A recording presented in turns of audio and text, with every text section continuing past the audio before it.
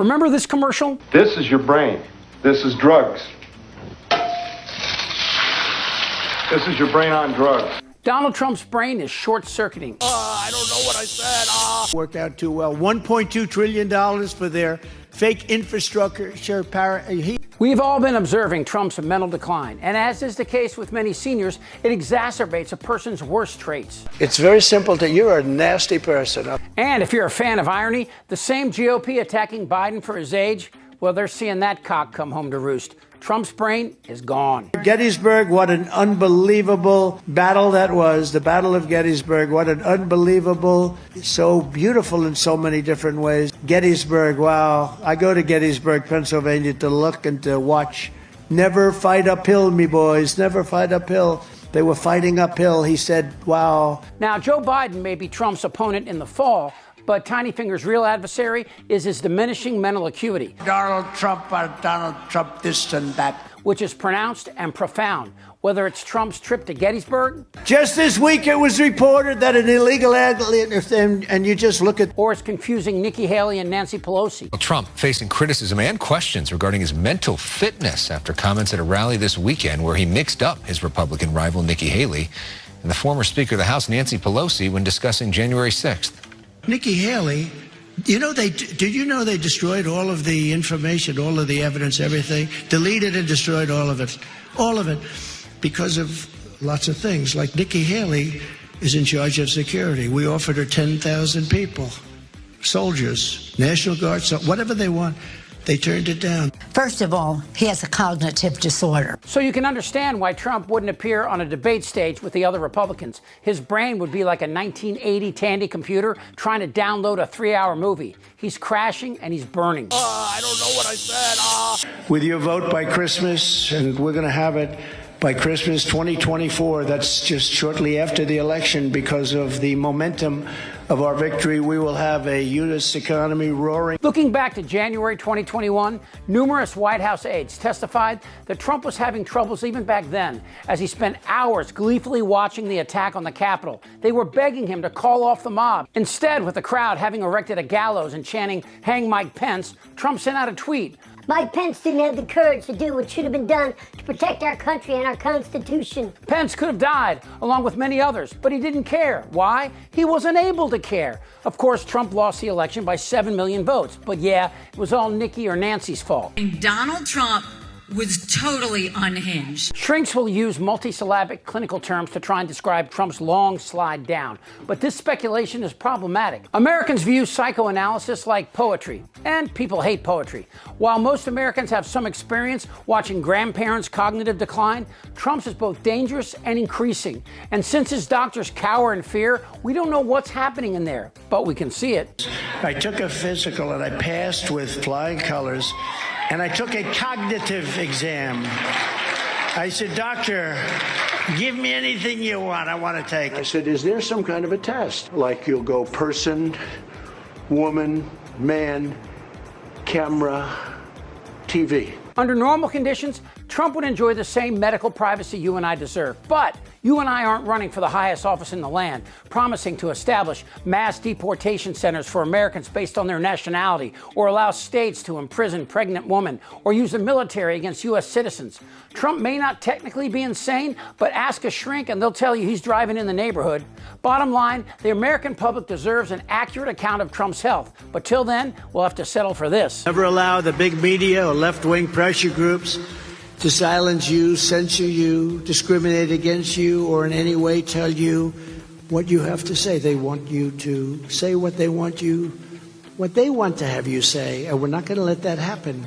You're going to say as you want, and you're going to believe, and you're going to believe in God. You're going to believe in God because God is here and God is watching. God is watching. And God probably can't believe what he's seeing. I think he's having a hard time with this one. He's trying to figure, well, maybe he isn't, but everyone else is, I can tell you. He probably understands it very well, better than anybody. There's enough filth on our airwaves. Neurologists rely on direct observation more than other clinical skills, attuned to the odd remark, the unexpected detail, or the action that doesn't seem quite right. and they're worried. But did you know that Trump's insanity is contagious? I shat you not. Well, I see that everything that we were concerned about, it's now 6 years ago that we published the book, myself and 26 other mental health professionals at the time, that everything that we had warned against, unfortunately, has come true.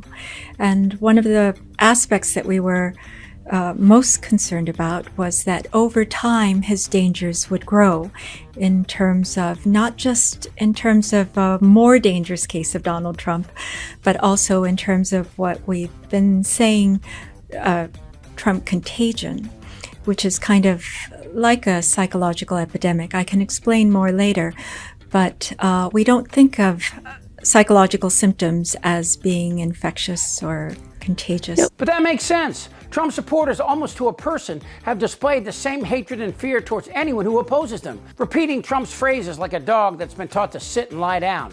Watching Trump and emulating him is a mental illness of a different sort, not that different from Germany in the 1930s, where millions fell under the spell of another well-known psychopath. Tucker Carlson was on the other night. He said, in his opinion, there's no such thing as hate speech in America.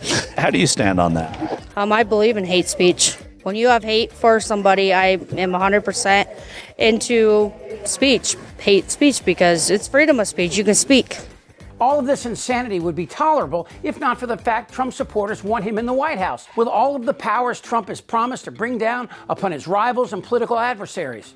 Granted, these same people don't believe in evolution, but swear pro wrestling is real. Obama is playing Sleepy Joe Biden in a mask. Should this obviously disturbed man have access to not only nuclear weapons, but be allowed to negotiate with other equally dangerous scenarios, the potential for disaster becomes a worrisome reality. For example, Trump, with the real possibility of a bird flu pandemic that could kill millions, has promised to shut down pandemic preparedness offices. He would not have required vaccinations, and as I said, will use the military on U.S. citizens. I don't know what Trump has been short-circuited, and like an apocalyptic STD, the illness is spreading. What is your reaction to what we just heard Mary Trump saying about what Donald Trump experiences in his lying?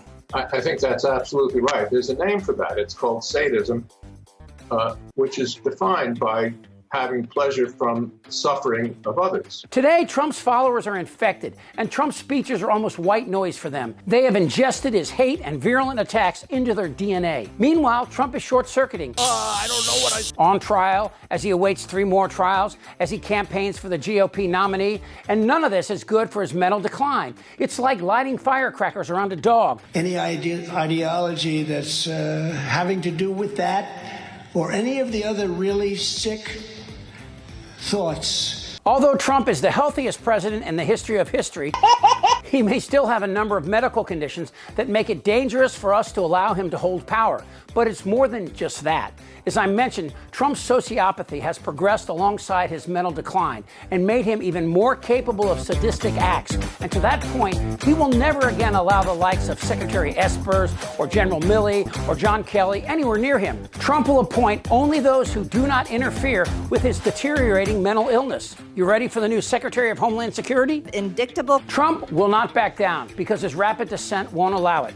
He's paranoid and delusional, angry and menacing. This is your brain. You know, the irony is that Trump doesn't drink or do drugs, but whatever damage they may do to him has already been done. On speed or something. Who's with me? Hi, what's up? Time to pack it up. This isn't their Republican Party anymore. Am I wrong? Yeah, right. TikTok. You're in a lot of trouble, Donnie. Thank you so much for watching. You know, YouTube frequently penalizes my videos for taking on controversial subjects, hurting our ability to earn ad revenue, which we use to hire more hosts and make more videos. We think it's so important to make these videos now and expose the Republican cult. So please join us on Patreon. The link is in the comments. We literally can't make these without you. Thank you so much. For Really American Media, All of a sudden, this guy is like amped. I think he's crazy. I'm Chip Franklin.